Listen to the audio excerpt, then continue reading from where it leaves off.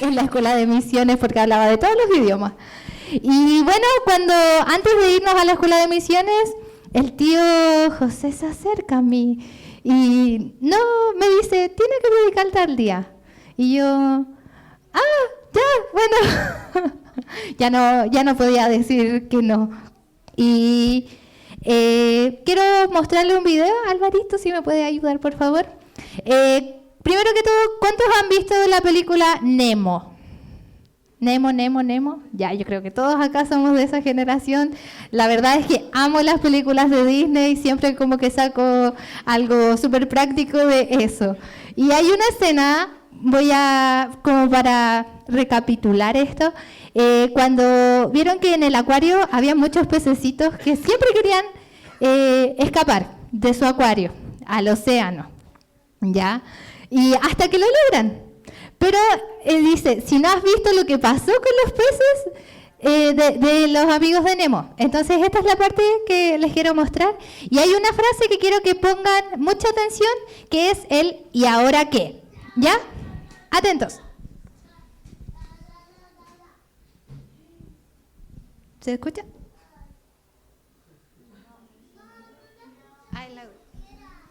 Audio. No entiendo. Esta cosa tiene garantía de por vida y se descompone. Tengo que limpiar el tanque yo mismo. Saca los peces, ponlos en bolsas y... ¿Y los peces?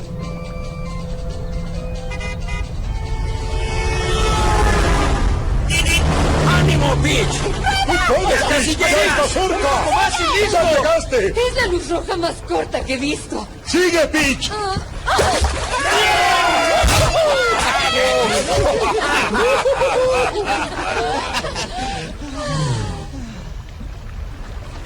¿Y ahora qué?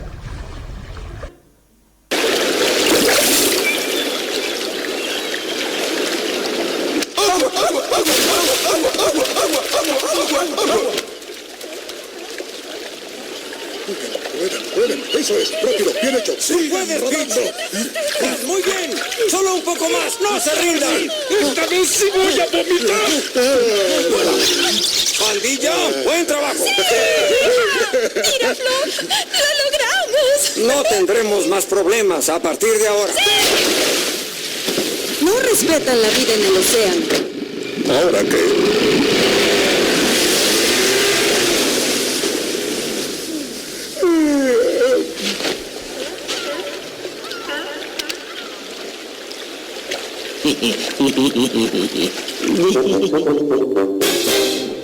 ¿Y ahora qué? Es lo que se preguntaban estos pececitos y es lo que también me sigo preguntando yo. El sábado pasado tuvimos un sábado muy bendecido en el Día del Embajador. ¿A cuántos el Señor les habló en el Día del Embajador de dale, cumple tu ministerio? ¿No es cierto? Yo creo que a todos el Señor nos confrontó bastante con la palabra que nos fue entregada en ese día. Y, bueno, me encanta tener esas agendas que planifican. ¿A cuántas personas acá les gusta planificar su día a día? A ver si pueden levantar su manito. ¿Sí? A ver, manos arriba, con confianza. Con esas agendas que uno escribe, sus días, esto voy a hacer a tal hora, aquí, allá. Bueno, a mí me gusta mucho eso. Y la verdad, voy a ser muy sincera, no cumplo ni la mitad de lo que planifico en mi día. Siempre hay algo que sucede, hay un cambio, y es típico planificar nuestro día y con suerte cumplir con la mitad de lo que hemos pensado. Pero admiro mucho a las personas que pueden cumplir con todo lo que han planificado en su día a día. No sé tú, pero estamos a 4 meses de terminar nuestro año 2019. ¿Y cuántos aquí les hemos dicho, ya, en marzo voy a comenzar a ir al gimnasio? Este año voy a sacarme puras notas 7, promedio 7, todas notas 7, promedio 7. Y la verdad, no sé si quién ha cumplido con eso, que ha planificado en su vida este año. La verdad, cuesta. Y bueno, a mí también me pasó, yo este año estoy a punto de terminar la universidad. Ya me queda muy poco para rendir mi tesis. Y hace un tiempo atrás yo creía que mi vida ya estaba resuelta. Estaba planificando, sí, voy a terminar la carrera, yo creo que voy a trabajar, después me voy a ir a estudiar al Instituto Bíblico.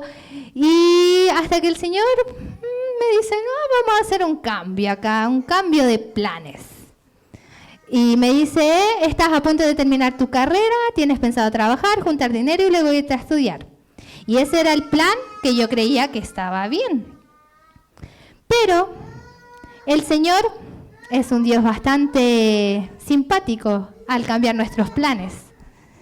Y me dice, vamos a hacer un cambio de planes, sí, pero vamos a modificar un poquito estas cosas, ¿ya? Y comenzó a cambiar muchos planes que yo tenía en mi mente. Me empecé a descompensar, a descomponer. Señor, ¿qué voy a hacer? ¿Qué voy a hacer? Voy a terminar la carrera. Ya. ¿Qué hago? No lo sé.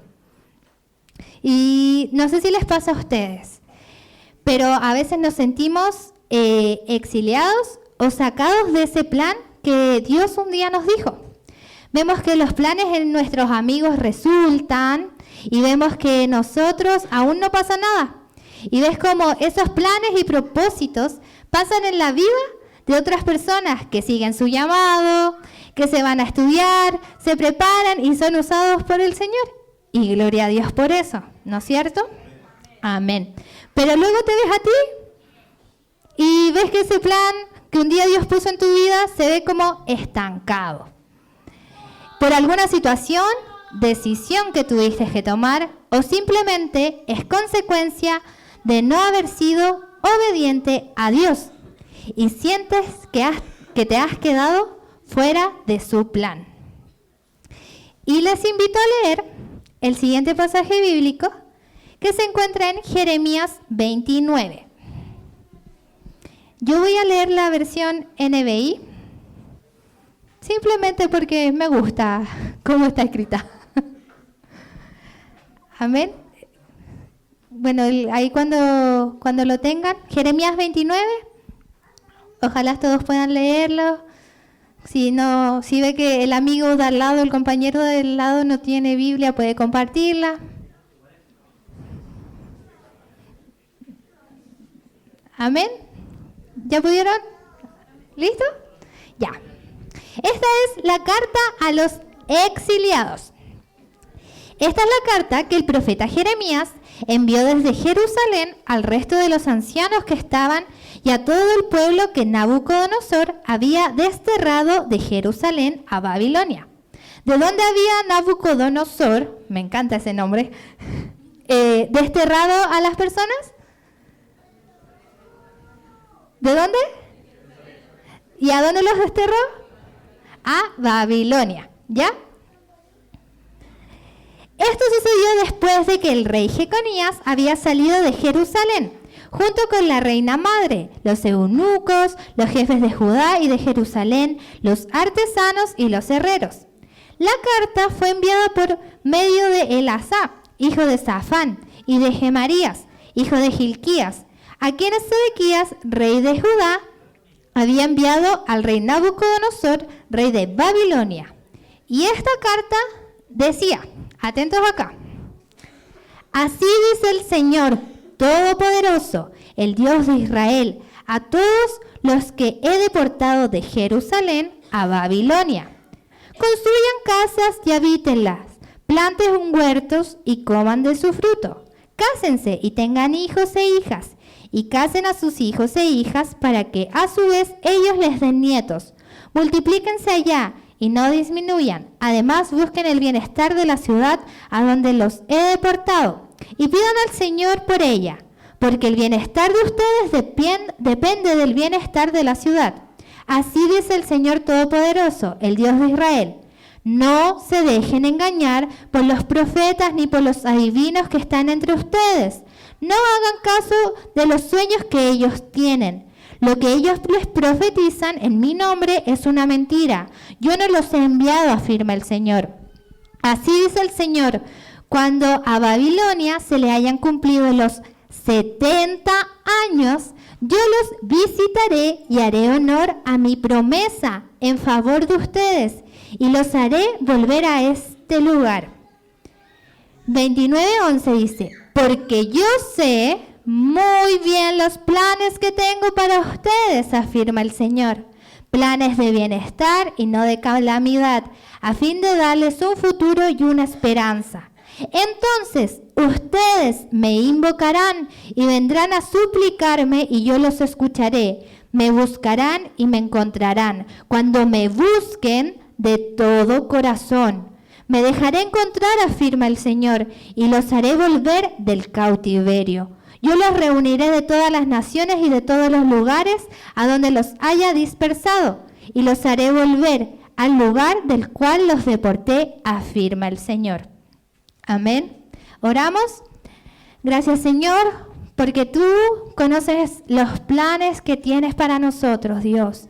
Gracias, Señor, porque tú conoces cada plan que has puesto en la vida de tus hijos, Señor, y en mi vida también. Padre, pero ayúdanos, Señor, ayúdanos a creer en ti, que tú tienes un plan perfecto en nuestra vida, Señor. Que toda distracción, Señor, quede fuera, Padre, en este momento, y que podamos, Señor, conectarnos con tu Espíritu Santo, para que seas tú, Señor, hablando a nuestra vida. Señor, que sean tus palabras y no las mías, en el nombre de Jesús. Amén. Amén. Leímos ya Jeremías 29. Y voy a hablarles un poco del contexto. Amén. Como sabemos, producto de que los hebreos o el pueblo de Israel comenzó a adorar a otros dioses y poner en práctica otras creencias que los alejaban cada vez más de Dios, comenzaron a debilitarse, y al debilitarse políticamente y espiritualmente, se convirtieron en presa fácil de las naciones de su alrededor. Y pasó lo que todos temían. Israel, el pueblo de Dios, se dividió en dos. ¿En cuánto se dividió Israel en este momento? En dos. Esto sucedió después del reinado de Salomón. Apareció el reino del sur, que era Judá, y su capital era Jerusalén. Y en el reino del norte, que es Israel, y su capital fue Samaria. Entonces, tenemos acá dos reinos. Reino del norte, reino del sur. ¿Cómo se llamaba el reino del sur? Judá. ¿Y su capital cuál era? Jerusalén. Y en el reino del norte, ¿cómo se llamaba? Israel. ¿Y su capital fue? Samaria. Durante toda esta parte de la historia hebrea en el Antiguo Testamento, habían profetas que Dios enviaba y le suplicaban a su pueblo que se volvieran a Dios y le permitieran que Él los protegiera de sus enemigos. Pero finalmente tanto el reino del norte como el reino del sur fueron removidos de su tierra al exilio. Los profetas continuaban hablándoles mientras estaban en cautiverio, rogándoles una vez más que buscaran a Dios de todo corazón. Esta carta fue enviada a los cautivos en Babilonia, quienes habían sido exiliados de su tierra por el rey Nabucodonosor. Dios usó a un profeta llamado Jeremías, el cual fue rechazado por esta nación. Jeremías llevó una vida que pocos de nosotros desearíamos. Experimentó mucho rechazo. Pasó la mayor parte de su vida llorando por los errores de las personas que vivían en Jerusalén. La verdad, fue un profeta que no recibió mucho reconocimiento.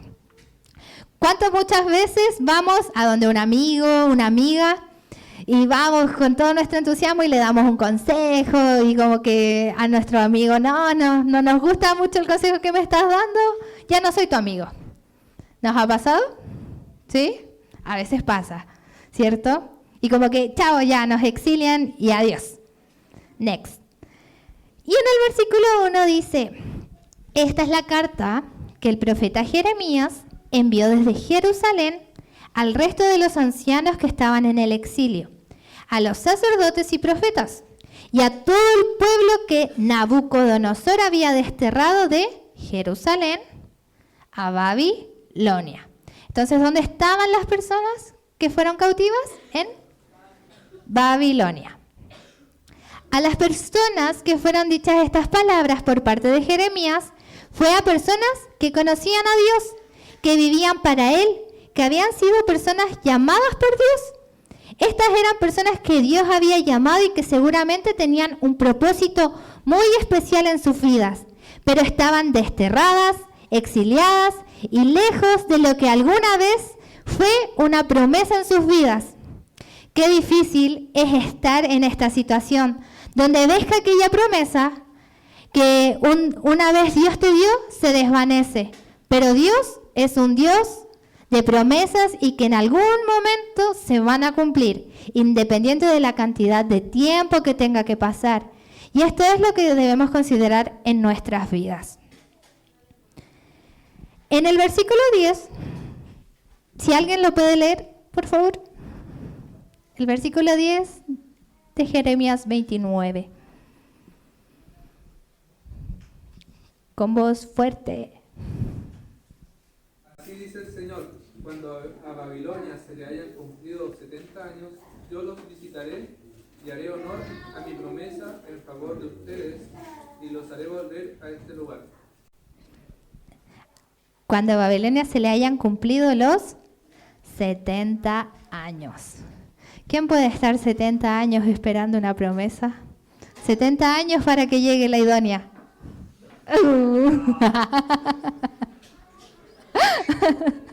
Broma.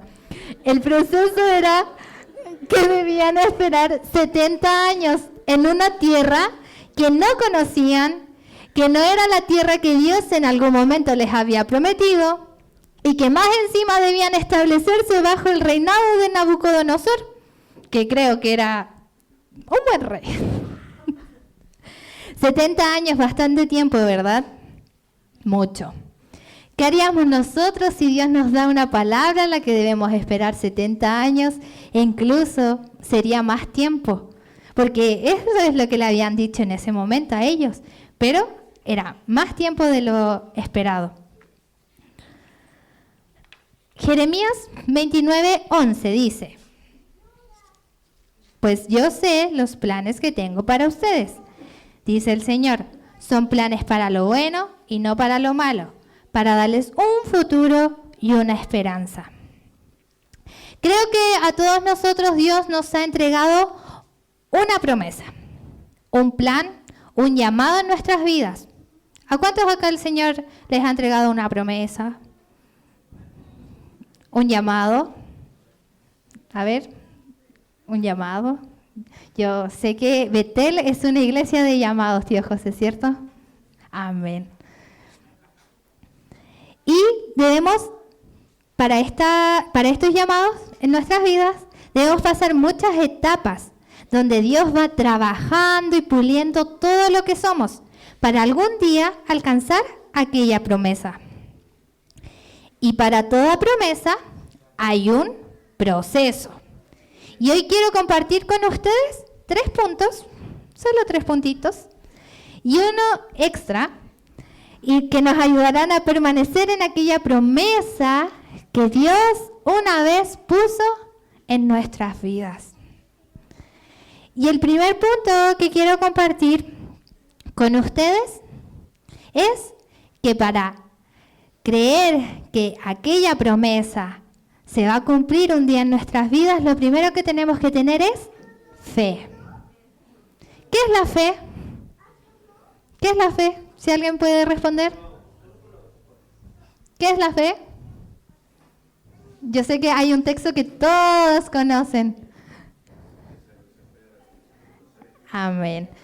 Es pues la fe, la certeza de lo que se espera y la convicción de lo que no se ve. La fe siempre nos pondrá en el lugar correcto y en el tiempo correcto. La fe nos permite tener convicción de lo que no tenemos, pronto vendrá. Pero les digo algo,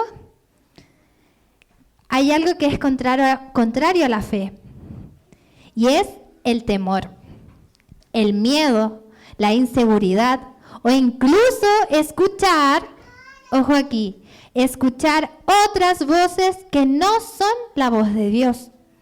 Voces que nos traen confusión y falsas esperanzas. Como le pasaba a este pueblo de Judá. Ellos escucharon otras voces y no escuchaban lo que Jeremías les decía. De hecho, este pueblo rechazaba lo que Jeremías les anunciaba, aun cuando Jeremías venía de parte de Dios. Vemos aquí en Jeremías 29:8, que del 8 al 9 dice: no se dejen engañar por los profetas ni por los adivinos que están entre ustedes. No hagan caso de los sueños que ellos tienen. Lo que ellos les profetizan en mi nombre es una mentira. Yo no los he enviado, afirma el Señor. ¿No nos pasa a veces que queremos escuchar solo lo bonito? ¿Solo lo que nos conviene? Queremos tener fe en lo que nosotros queremos escuchar.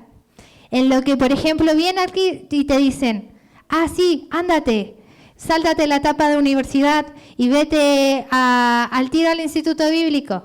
Y a veces el Señor tiene otro proceso para tu vida que no va a ser el mismo de aquel hermano que no fue a la universidad y sí al instituto. Y gloria al Señor por eso. Pero para todos el Señor tiene procesos diferentes. Es lo que se le sucedía a esta nación de Judá. Y estaban escuchando otras voces que les decían: en muy poco tiempo Dios los sacará del cautiverio. Y en realidad no era así, sino que ellos debían entender que Dios tenía un propósito con ellos en ese lugar.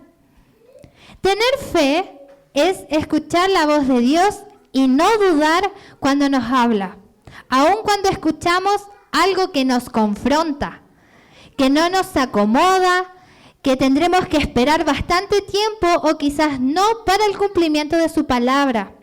Solo Dios conoce los tiempos que se establecen en nuestras vidas y solo Él sabe cuánto tiempo tendrá que pasar para poder tener aquella promesa frente a nosotros. Pero de todas formas debemos tener la convicción de creer que fiel es el que nos llamó.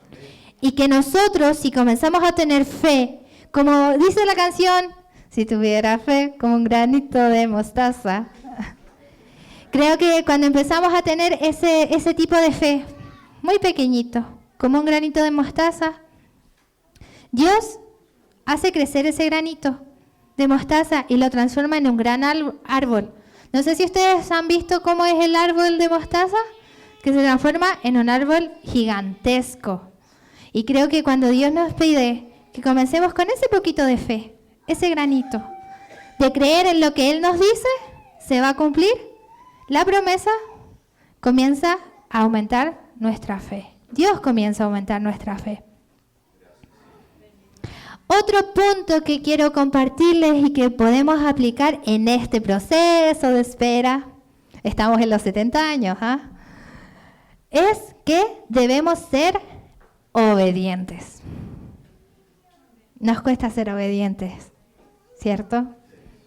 Cuando queremos hacer las de nosotros y no queremos hacer la de Dios, cuesta. La mayor parte de la historia de este pueblo hebreo no se identifica por ser personas obedientes a lo que Dios decía. Por ende, venían a ellos varias consecuencias producto de su desobediencia.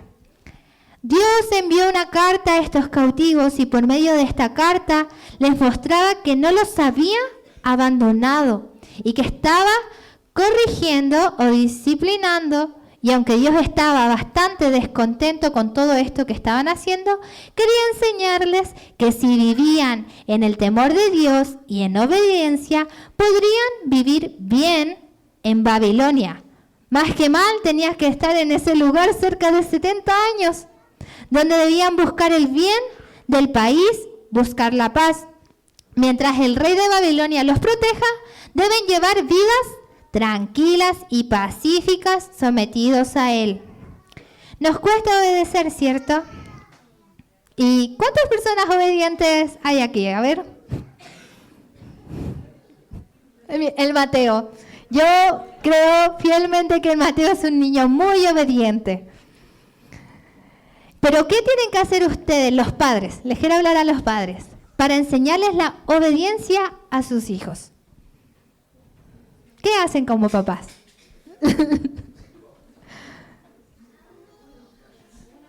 El tío José el Coscacho.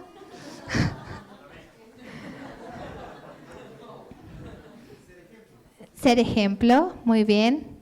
¿Y alguien más de los padres? Disciplina, muy bien. Ay, disciplina. Aquí, por ejemplo, tenemos que cuando Dios nos dice, cuida tu corazón, cuida tu integridad, cuida tus sentimientos, cuida tu santidad, cuida lo que miras. Y la verdad, no hacemos caso. ¿Por qué? ¿Por qué nos cuesta hacer tanto caso? Porque a veces somos personas que solo buscamos nuestra propia satisfacción. En Jeremías 29:4 dice, así dice el Señor Todopoderoso, el Dios de Israel, a todos los que he deportado de Jerusalén a Babilonia. Construyan casas y habítenlas, planten huertos y coman de su fruto, cásense y tengan hijos e hijas y casen a sus hijos e hijas para que a su vez ellos les den nietos, multiplíquense allá y no disminuyan. Además, busquen el bienestar de la ciudad donde los he deportado y pidan al Señor por ella, porque el bienestar de ustedes depende del bienestar de la ciudad. Lo más probable era que Dios debía darle todas estas instrucciones a estos cautivos, porque seguramente ellos pensaban, vamos a estar aquí de pasada, no nos vamos a establecer, nos vamos a ir luego. Pero el Señor tenía un propósito con ellos en ese lugar y ¿qué debían hacer ellos? Establecerse y ser obedientes. ¿Cómo podemos ser obedientes? Partiendo, creo que es saber escuchar. Amén. Hacer caso al consejo que le pedimos a nuestros líderes. Soltar aquello que no nos deja avanzar. Como por ejemplo, el pueblo de Israel debía dejar todas sus idolatrías y entregarse por completo sus corazones a Dios. Otra forma de ser obedientes es aprender a amar al Señor. Como dice Juan 14:33, el que me ama obedecerá mi palabra y mi Padre lo amará y haremos nuestra vivienda en él. Otra forma de ser obediente es llevar a la práctica todo lo que la palabra nos enseña. Santiago 1:22 dice, no se contenten solo con escuchar la palabra, pues así se engañan ustedes mismos. Llévenla a la práctica. Obedecer implica, por ejemplo, amar a tu hermano cuando estás en una tierra extranjera. O también obedecer implica buscar la paz cuando en realidad lo único que queremos es buscar la guerra. Y el último punto que quiero compartir con ustedes para seguir en este largo proceso de los 70 años de cautiverio es que debemos tener esperanza. ¿Cuáles eran los 3 puntos que le compartí? El primero, fe. El segundo, obediencia. Y el tercero, esperanza. Porque fiel es el que nos llamó. Jeremías 29:11, y lo vuelvo a leer, dice, porque yo sé muy bien los planes que tengo para ustedes, afirma el Señor, planes de bienestar y no de calamidad, a fin de darles un futuro y una esperanza. Para que nuestro plan pueda cumplirse, nuestra esperanza no debe estar en nuestras propias capacidades, en nuestros propios deseos, sino que nuestra esperanza debe estar puesta en Jesucristo mismo. Amén. Siempre hay esperanza en el futuro porque Dios ha prometido a su Hijo Jesús que arreglará todo el caos que nosotros hemos hecho. Y era quien iba a arreglar todo el caos que un día el pueblo de Israel había hecho. Porque yo sé los planes que tengo para ustedes, afirma el Señor, planes de bienestar y no de calamidad, a fin de darles un futuro y una esperanza. ¿Cuál es la esperanza que Dios les estaba presentando en ese momento a los cautivos? ¿Cuál era la esperanza? Y yo te hago esta pregunta a ti. ¿Cuál es la esperanza que te presentó a ti? ¿Cuál es esa esperanza? Es una persona. Es el hombre más perfecto y santo que pudo haber pisado esta tierra. Su nombre es Jesús. El mismo que ha estado desde el principio hasta el final de tu vida y de la mía. ¿En quién está tu esperanza hoy? ¿En tus amigos? ¿En lo que la gente cree de ti? ¿En quién pones tu esperanza? Cuando ves que aquella promesa que el Señor una vez te dio de ve a plantar una iglesia, ve a hacer misiones, ve y enseña la palabra, ve y haz discípulos. ¿En quién está tu esperanza? Dios conocía tanto a su pueblo y sabía que siempre había algo que los haría alejarse de Él. Y Dios te conoce a ti. A ti, a ti, a ti, a ti. Amén. Sabe lo difícil que es este camino y lo duro que se pone cuando Dios cambia nuestros planes, cuando tenemos miles de sueños y sentimos que todo va bien, pero luego Dios nos hace entender que estamos lejos de Él, que nuestro pecado nos aleja de Él y Dios mismo busca la forma de volvernos a Él. Jesús es la cabeza de un nuevo Israel, su iglesia. En 1 de Pedro 2:10, si quieren lo pueden buscar. Antes no tenían identidad como pueblo. Yo creo que Israel había perdido su identidad completamente adorando otros dioses. Ahora son pueblo de Dios. Antes no recibieron misericordia, ahora han recibido la misericordia de Dios. Cuando Judá fue llevado cautivo, un remanente, que es un grupo de judíos, siguieron fieles a Dios. Jesús, también de la descendencia de David, con él se cumplió la promesa hecha a David al inaugurar un nuevo reino, que ese reino duraría para siempre. Un nuevo pueblo que creería en Jesucristo como Señor y que llevaría su nombre delante de todas las naciones de la tierra. Y le voy a pedir a los músicos si pueden estar pasando. La verdad, cuando me pidió el tío José predicar, yo estaba segura, dije, ya, sí me voy a ir a la escuela de misiones, de más que el Señor ahí me va a dar una palabra para la iglesia. Paso a la escuela de misiones, dije, Señor, ¿qué voy a compartir? Cuento parte de mi testimonio, y dije, no, ya, ¿para qué? Y pasaban los días, y hasta anoche tenía miedo de que el Señor cambiara de repente la prédica. Yo decía, Señor, tú vives cambiando mis planes, no me sorprendería que me cambiaras una prédica de la noche a la mañana. Pero nosotros podemos ver acá que Israel era un pueblo infiel, muy infiel, que cometía muchos errores, porque dejó de tener fe, porque dejó de ser obediente.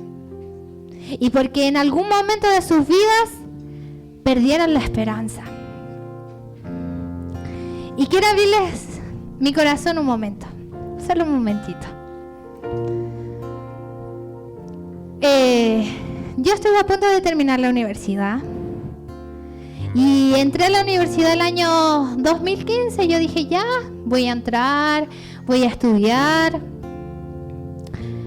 Pero en ese momento, hasta el año 2016, yo no había tenido un real encuentro con el Señor. Y a pesar de que yo lo conocí desde bebé, desde cuna, sí, mis papás me llevaban a la iglesia, yo era de las niñitas que iba, dormía debajo de las bancas, pero iba porque mis papás iban.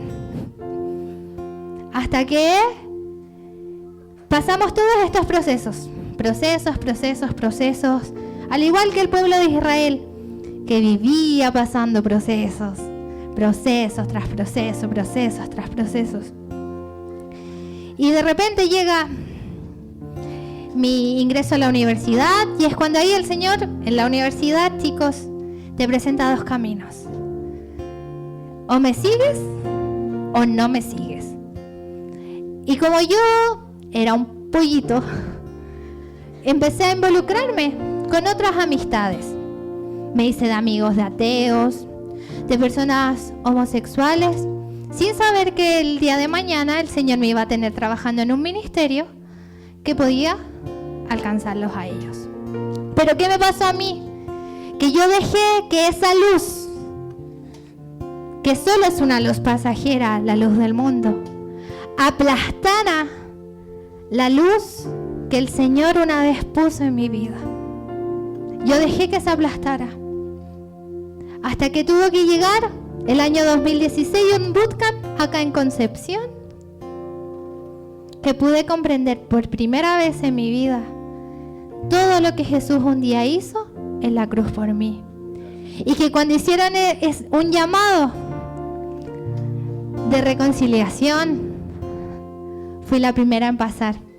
Y me acuerdo que el Señor usaba a Barbarita, la puso adelante, y yo lo único que recuerdo fue que corrí y sentí cómo el Padre me abrazaba y me dio una promesa. Y es la promesa que yo sigo creyendo, pase lo que pase. Las personas te van a fallar, pero yo no te voy a decepcionar. No es una excusa que te alejes de la iglesia, que dejes de creer en mí por culpa de las personas que te hicieron daño. Y así fue. Me acuerdo que ese año quedé más sola que nunca. Yo le dije al Señor, Señor, ya, me encontré contigo, quita de mi vida todas las cosas que me alejan de ti. Se fueron amigos, se fueron todos mis amigos, pero el Señor, en su inmenso amor, me trajo una casa. Y esa casa ha sido Betel. Chicos, es difícil permanecer en este largo proceso en nuestras vidas. Y en Filipenses 1:6 dice: estoy convencido de esto. El que comenzó tan buena obra en ustedes, la irá perfeccionando hasta el día de Cristo Jesús.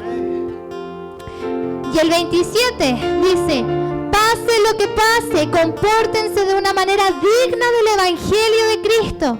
De este modo, ya sea que vayan a verlos o que, estando ausentes, solo tengan noticias de ustedes, sabré que siguen firmes en un mismo propósito, luchando unánimes por la fe del Evangelio y sin temor alguno de sus adversarios, lo cual es para ellos señal de destrucción. Para ustedes, en cambio, es señal de salvación. Y esto proviene de Dios, porque a ustedes se les ha concedido no solo creer en Cristo, sino también sufrir por Él, pues sostienen la misma lucha que antes me vieron sostener y que ahora saben que sigo sosteniendo. En Oseas 11:4 tenemos que dice: guía a Israel con mis cuerdas de ternura y de amor, quité el yugo de su cuello y yo mismo me incliné para alimentarlos. ¿Quién fue el que guió al pueblo de Israel durante tantos años de su vida? Durante tantos procesos en los que Israel fue infiel, en los que Israel no escuchó la voz del Señor, en los que Israel seguía pecando, seguía adorando otros dioses. ¿Qué es lo que a ti te está alejando del propósito?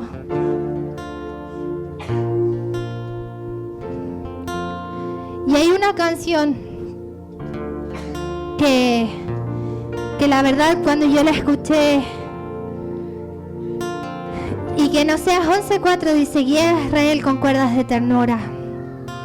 Sus cuerdas de amor son las que nos sostienen. Sus cuerdas de amor son las que te van a sostener a ti. Cuando le dices que sí, Señor, aquí estoy, te ha dado un llamado radical, como es el lema de este año.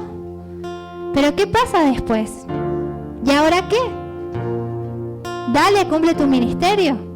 ¿Y ahora qué? El Señor te va a llamar. Pero antes hay un proceso por el cual debemos pasar.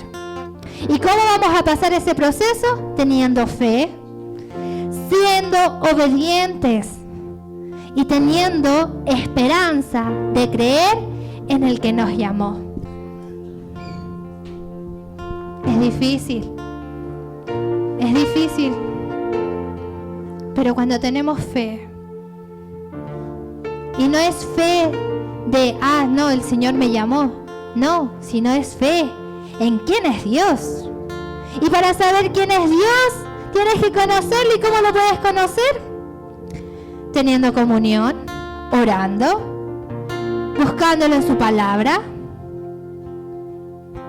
Si te cuesta tener esos momentos de comunión con Él, ven, los martes hacen oración, vengamos a la oración. Los jueves hay estudio bíblico. ¿Quieres conocer más de ese Dios para poder tener fe? Ven a los estudios bíblicos los jueves a las 8, te invito. Tenemos que ser obedientes. ¿Cuánto más se va a seguir retrasando nuestro llamado, nuestro propósito, nuestro plan por la desobediencia? Y tengamos esperanza. La esperanza que Jesús vino, murió, resucitó y nos redimió y nos dio la libertad para un día venir ante Él y decir: Señor, he pecado y no tengo nada, solo quedamos tú y yo. ¿Qué hacemos ahora? Y es ahí, en ese momento, cuando el Señor comienza: hey, vamos, confiesa mi pecado, acércate a mí, pero no peques más. A mí me dijo: Dani, no peques más. ¿Quieres continuar tu llamado? ¿Quieres continuar con el ministerio que el Señor puso? Tengamos fe, seamos obedientes y tengamos esperanza. Ven, y les invito a ponerse de pie y que puedan buscar al Señor por un momento. Yo creo que en Betel hay muchos que han sido llamados.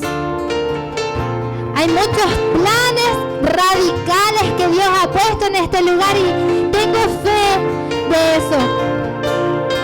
Que la edad no es una excusa cuando Dios te llama.